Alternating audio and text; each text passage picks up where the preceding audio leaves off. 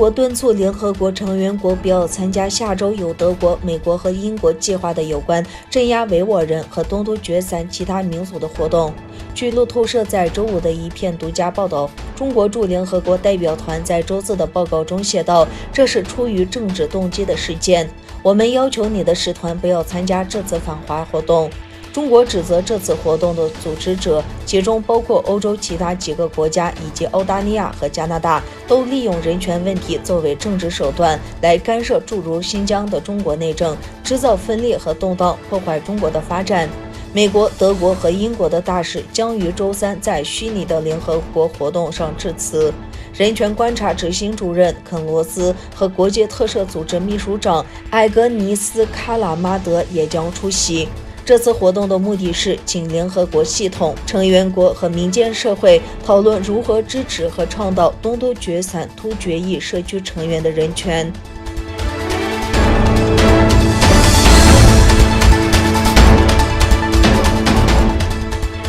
据悉，原定于5月5日在比利时国会对外关系委员会举行的关于中国在东突厥散实行的种族灭绝政策的证人听证会，由于尚未确定其来源的网络攻击而被推迟。长期筹备这次会议的世界维吾尔人代表大会和比利时维吾尔人协会邀请了在东突厥散纳粹集中营中任教的证人之一凯利比诺尔·塞迪克女士。她被带进再教育营，负责给里面的人上汉语课。后来，她也逃离中国。据报道，在会议开始半个小时前，因受到网络袭击而被取消。比利时维吾尔协会在声明中写道：“会议取消之后，比利时各政党领导人表示遗憾。听证会将在下周举行。”此外，凯利比诺尔女士在比利时国会接受了法国 AKHT 电视台的采访，解释了自身经历和中国对维吾尔人的种族灭绝行径。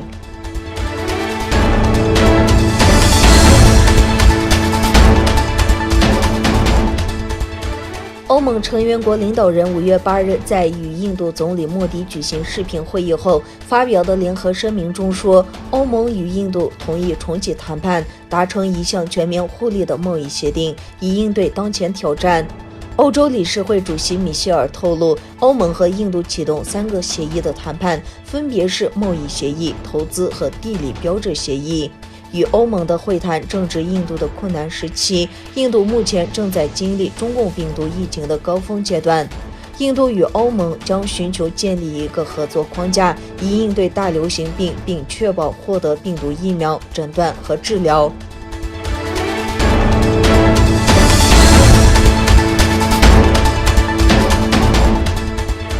据中国载人航天工程办公室称，星期天一枚中国大型火箭的碎片降落在印度洋上，火箭落到地球上不受控制的冲击，使专家们担心它所降落的地区可能受到的破坏。载人航天工程办公室发布消息说，被称为长征5B 的火箭在北京时间上午10点24重新进入大气层，地点是印度洋上空马尔代夫群岛附近海域。社交媒体上的视频显示，这枚重达22吨的火箭在太空低轨道上飘荡了几天后进入大气层。该火箭于4月29日在中国南方海南省文昌航天发射中心发射升空，目的是为未来的中国空间站提供一个居住区的轨道。但是在完成任务之后，火箭的身体在返回轨道之前不受控制地围绕地球旋转。